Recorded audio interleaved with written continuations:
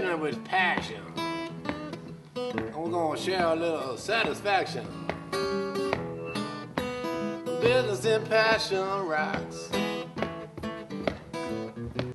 Welcome to another episode of Business with Passion. Each show features guests who have transformed their long-term passion into a successful business. I'm your host, Jay Hamilton Roth.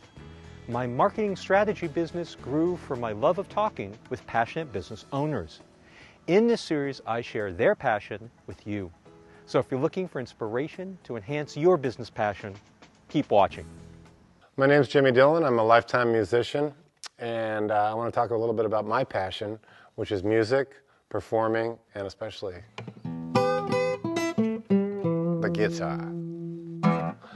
So my passion is really to play music, to perform music, and also to pass on my knowledge of music to the next generation of performers. That's what I do. I got captivated by music early on as a young boy living in Los Angeles, California. And I used to go down to the gas station, a Roland's Shell station, and this guy named Goldie was playing a jumbo Gibson guitar. And as a youngster, I was probably 8 years old, I used to sit and watch him by the hour, roll out rockabilly songs, one after the other. And this guy was what I would call a cool operator. And he didn't know my name, he only knew me as the Pest, because I was always there listening to music and watching him play. And he had pointed alligator shoes, and he was really a cool dude. So early on, music captured me as a youngster, not just music, but specifically guitar. Just the whole look and sound and feel and vibration of guitar just really got me. So that's been my passion since I was a very young boy, and it's been my life since then. Growing up in the 50s in Los Angeles was a little different than it is now. It was a great time to be there. My dad was in the movie business. I had a paper route. I'd deliver papers to recording studios. So I was around the whole cool Elvis 50s, you know. My first vinyl that I bought, I think, was Hit the Road Jack by Ray Charles. I had an older sister, and she played all these great records. So I grew up in the golden age of rock and roll in LA. So it was kind of a fun time to be there, and as a kid, you know, riding my bicycle all around there. There was not only the music business, but obviously Hollywood and the whole glam thing. So for me as a child, it was just a really great place to grow up. It was sunny and nice. And then when I turned 12, my dad's job moved to Chicago, and things changed radically for me. So I moved, here I am like this kid growing up with the beach and all that, and all of a sudden I'm living in Michigan. So it was like, what happened? You know, I didn't know what to do. But at that time, I actually saw a guy called Jamie Gillis. He came to our house, to our home, and it was during the folk music craze of the early 60s, if you will, about 64, I think it was. So I was 11 years old. And he played El Paso by Marty Robbins. And it's an unlikely song because you think about Bob Dylan and the Beatles and all that. But that song really grabbed me. I watched him play and sing and accompany himself on guitar. And I looked at my mom. I was sitting on the stairs, I remember, and I said, Mom, this is what I want to do with my life. And much to her credit, she sort of said, well, and I think she's thinking like Harvard Law, you know, whatever. And she said, well, if that's really what you want to do, you have to work for it. So I went out that summer and I mowed lawns all summer long, which was definitely not my MO. I was like a go-to-the-beach kind of guy. But I guess I just been bit by the bug of music and guitar. So I went out there, and my mom, she was good to her word, and she matched the money I made that summer. And we drove down to South Bend, Indiana to Jack's Pawn Shop, J-A-X. And I walked in Jack's Pawn Shop, and there was this like whole wall of gorgeous guitars. And this guy, Jamie Gillis, who had promised to help me get a guitar, said, well, what do you think? And I said, I want that one. It was a red Les Paul Jr., you know, great guitar. So I went home that day. My mom matched me, and I had a little amp and a guitar, and I got home, and I couldn't play a lick, but I had nice equipment. So that was the beginning of kind of my electric guitar experience. And from there, I got into a little band called the Fugitives. So this was like basically 1965. We had the British Invasion, the Stones, the Beatles, you know, the Who, Clapton and Cream, and all that. So, and Jimi Hendrix, let's not forget him. So that was my story. You know, I grew up in, as I said, the golden age of rock and roll. Times were changing. Then the late 60s, of course, it was this time of social upheaval, and the music was the soundtrack for that, you know, Vietnam and all that. And so it was a very great time to grow up musically because, you know, here I am witnessing the Rolling Stones and the Beatles on Ed Sullivan. We hear about this, right? And as a youngster, that was really just incredibly stimulating and exciting. But at the same time, what I've come to realize is that the very musicians who basically inspired Keith Richards and the Stones and all those guys, Clapton especially, were from Chicago, which I was living like, my dad worked in Chicago. So I got to see Howlin Wolf and Muddy Waters and all these great Chicago blues guys when I was just a young kid. And it soaked into me. I went to the Ann Arbor Blues Festival.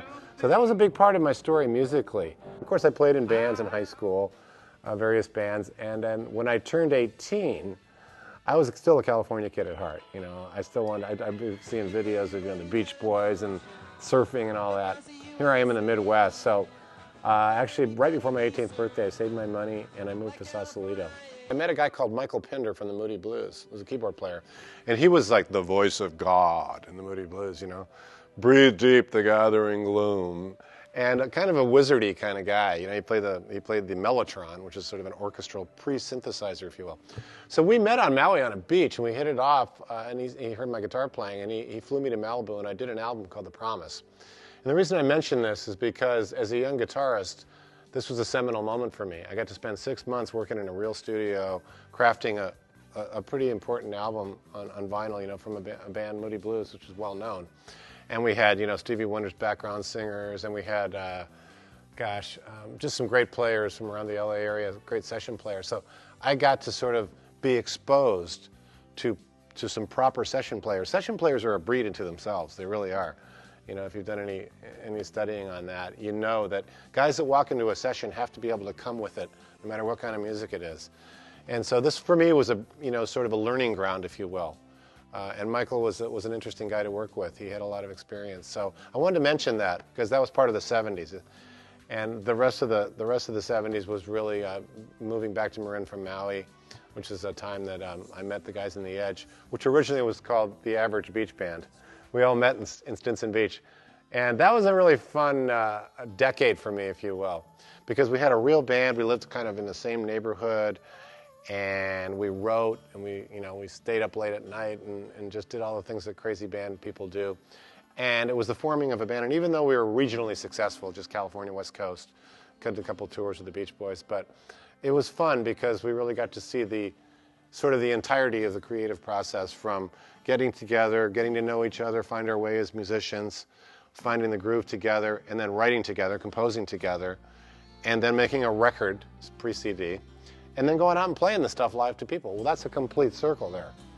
And so we got to experience that as a group, which is something that's really kind of a unique thing and really precious, I think. Yeah. So I want to talk a little bit about the late 80s and the early 90s because for me it was an important time in my evolution as a musician. I met a guy called Clarence Clemons, the big man. He's a sax player for Bruce Springsteen band. He lived in Marin for quite a while. Great saxophonist and a great presence. And he hired me as his musical director. And what does that mean? That means I actually called the songs, helped with the song list. In this case, I wrote most of the tunes. I did a lot of singing. But I was kind of, I just would direct the band. And this is a really valid, just a strong experience for me because as a musical director, I got to understand the entirety of performance. Not just the playing, not just when I'm playing, but kind of in the music business we call it having big ears. You got to hear and play at the same time and watch and lead. So when you watch like the David Letterman show or something like that, or any TV show where you have a guy that's a band leader, it's a special kind of thing. And I learned a lot about that with Clarence. And I also got to tour the world several times with him and play the big stages. Got a chance to play with Bruce Springsteen, which was really kind of a thrill. And we played the inauguration of Bill Clinton, which was that was fun. And what that led up to for me is we did several tours of Europe. And while touring Europe with Clarence, I kind of looked around, and in my own mind, I was saying, I could do this. I want to do this. And what happened is I decided to leave Clarence's band. It was a wonderful experience, but it was time to strike out on my own. So my idea was I did my first CD. It was called Bad and Blue. And Bad and Blue is, my sort of maiden voyage into the solo career. And on it, I had the Robert Cray Band as my rhythm section. Fantastic players, Kevin Hayes, Jimmy Pugh, and my good partner, Ozzy Allers, who was in The Edge with me. So he and I were writing songs together, put together this, they say your first album or your first CD is kind of your whole life up till then.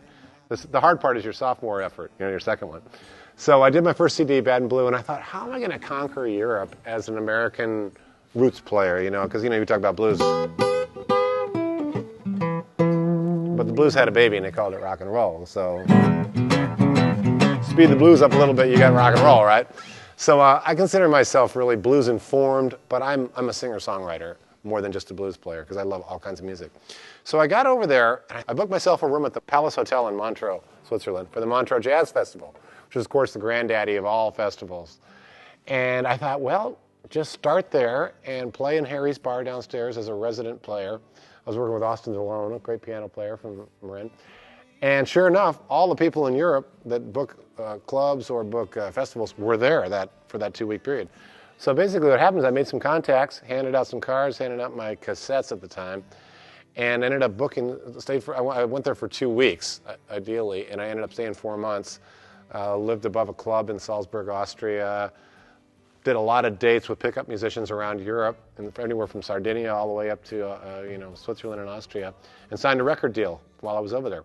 Finally, I was playing so much in Europe that I just decided, well, I'm moving over there. So I moved. I said, where should I move in Europe? I thought, let me think. How about south of France? Très bon. So I moved to the south of France, and I rented a house there, and I sent my Jeep over there and a couple of my belongings and my little pictures of my family. And I settled into the south of France and started touring Europe a lot. So that was a really great experience for me, and I continued to do that through the 90s. And then by the end of the 90s, I'd sat in vans quite a few hours, and I'd done my touring, and I just kind of, how you have this feeling in your life where you want to make a change, but you don't know what it is. So the end of the 90s brought me back to the States, back to Mill Valley, and I had purchased a house on the lake in South Haven, Michigan, right on the beach, which is a beautiful little town. It's kind of the Martha's Vineyard of Chicago, if you will. And I have family there, my mom and my dad at the time, and my sister. So I went back there to visit, and I kind of fell in love with the place, and I thought, gee, I think I'll spend some time here and just see what happens. So there I was, New Year's Eve, 1999. My worst nightmare had come true. I was spending a winter in Michigan. They didn't tell me about the winter there. I forgot being a kid growing up. But, it's interesting. Sometimes you got to get really, really quiet to find out where you're going. And at this case, it was New Year's Eve, as often people do. I sort of was reminiscing on my life thus far, and I thought, where do I want to go?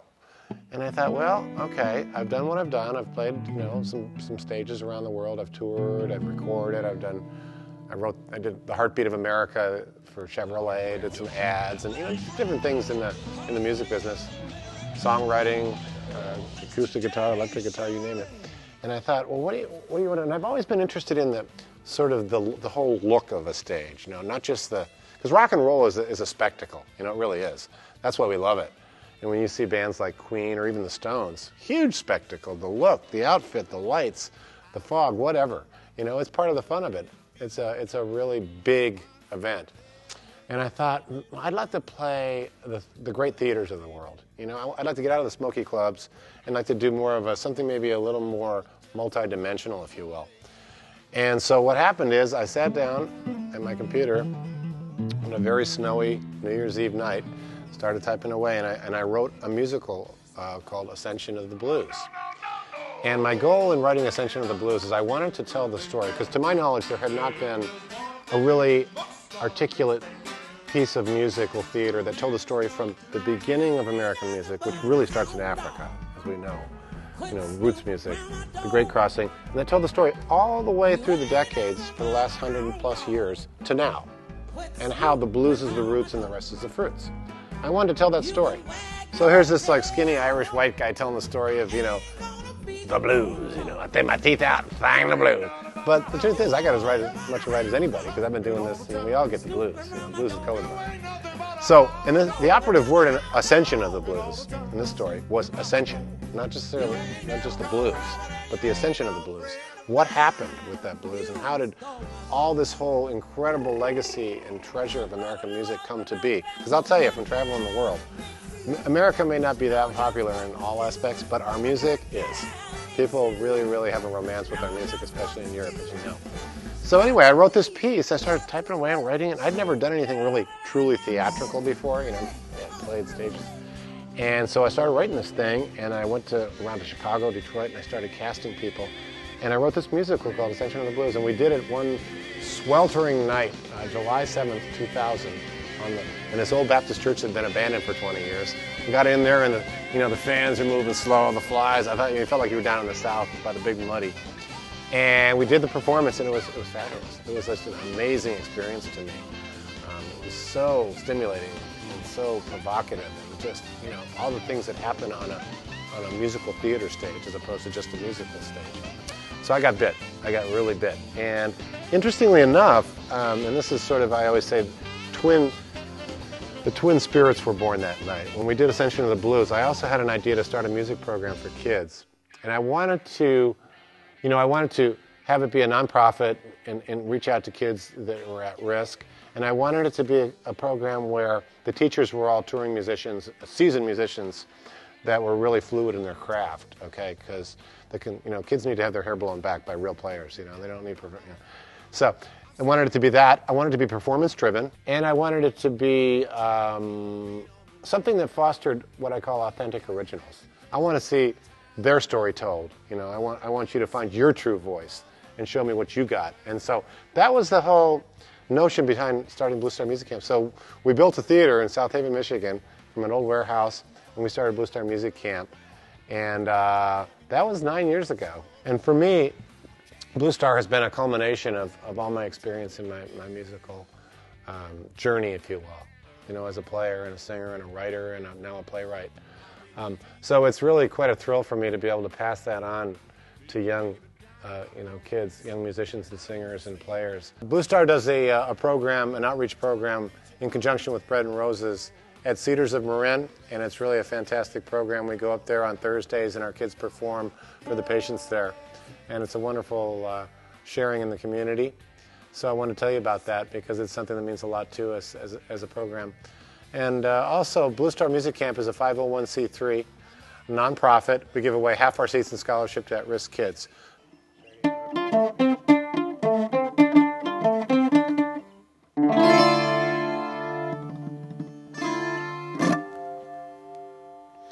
I wanted to talk a little bit about my musical influences. I had the occasion to travel to Cuba in the last, 5 years, and fell in love with the music. I've had a very passionate affair with the music of Latin America, and it's been really great, especially Cuba.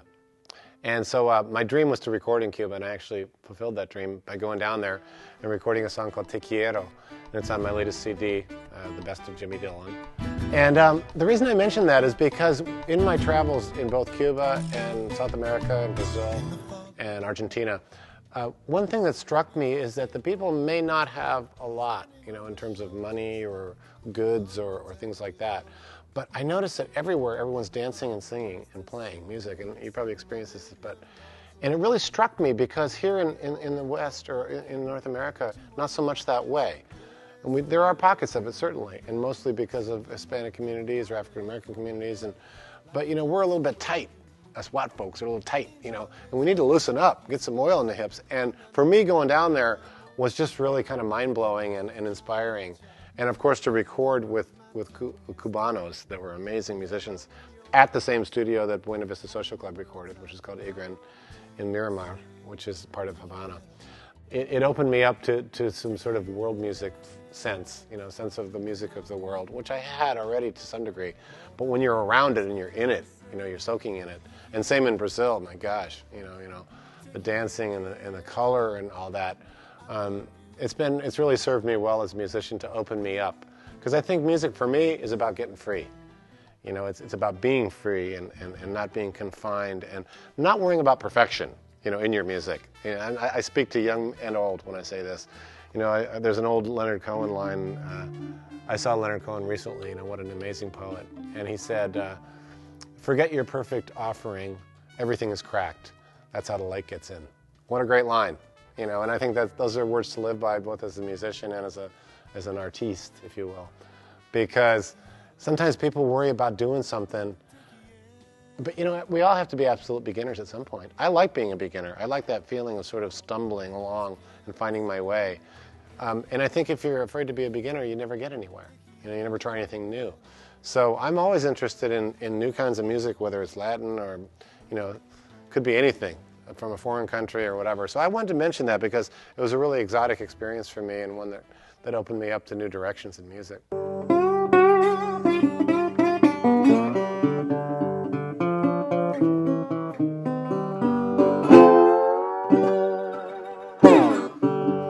First of my guitars I'm going to introduce you to is Stacy. This is Stacy, and Stacy is a National Resophonic guitar. Some people call them Dobros.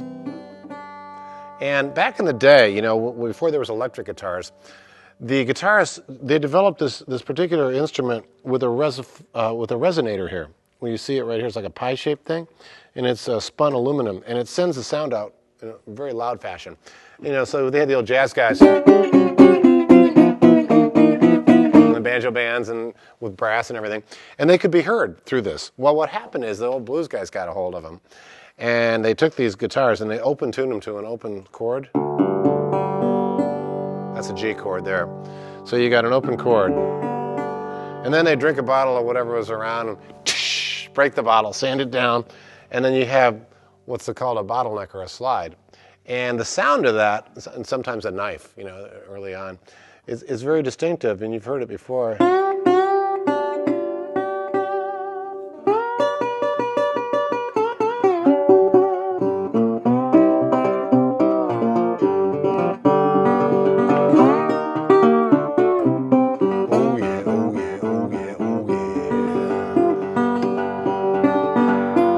Well, I woke up this morning, I had trouble on my mind.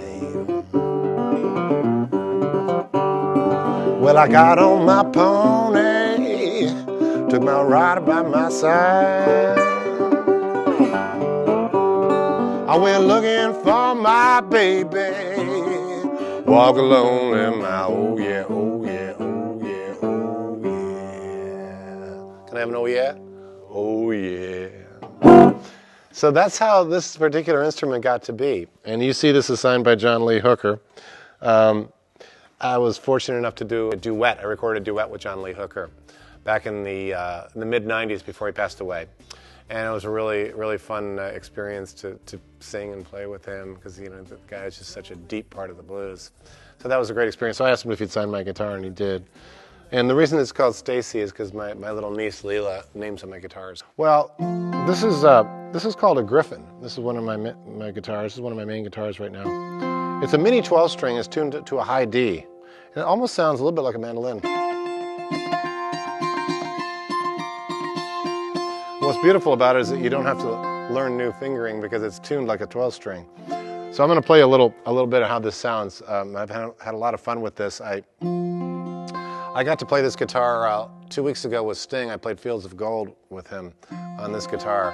And it was kind of lucky that I had it, actually, because nobody had brought an acoustic, and they needed something to back it up. So that was a cool moment. But this song I wrote for my cats, Kai and Max. It's called Maximus Kitty Boots.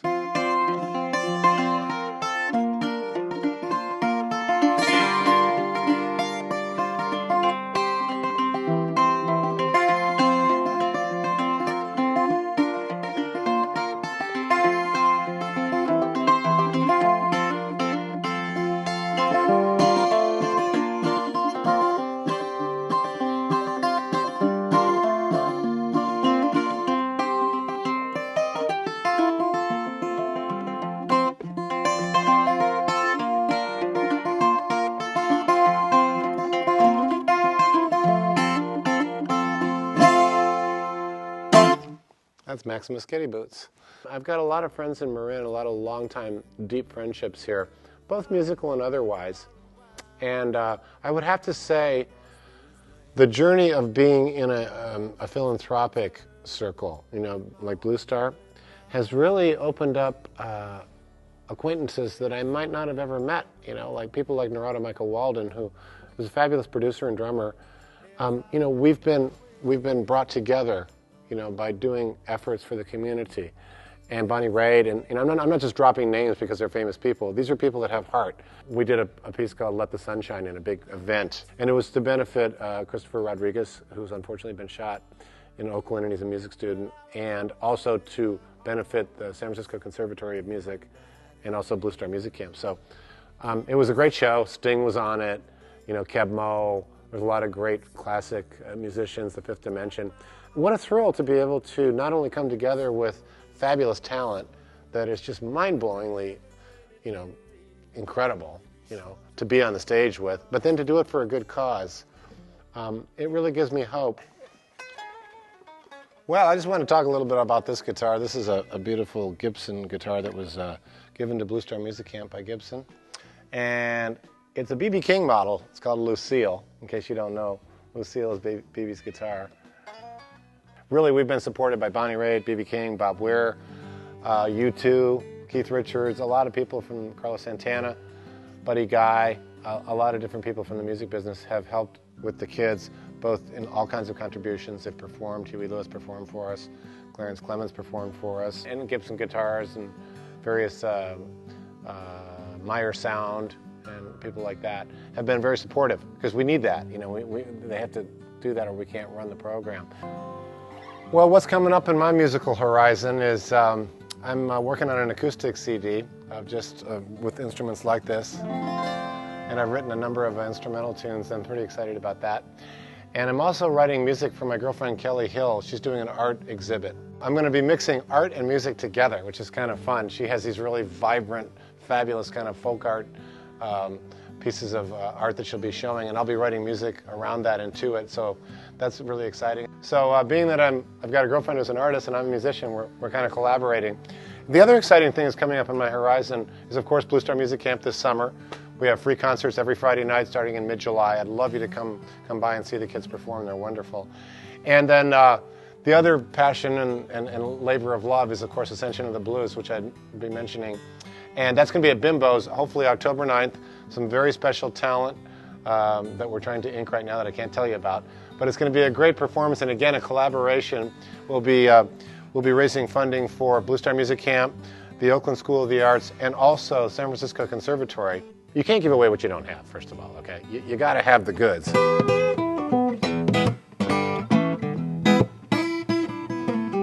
got to be able to play. You got to be able to sing. Ha ha!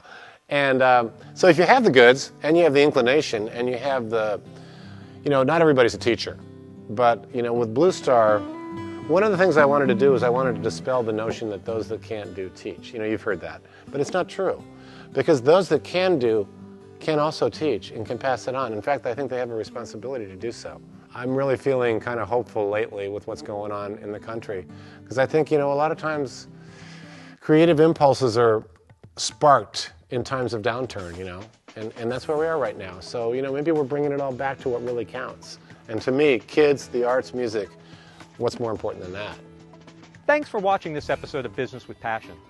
If you'd like more information about Jimmy Dillon, other shows, or perhaps to be a guest on a future show, go online to tv.manygoodideas.com.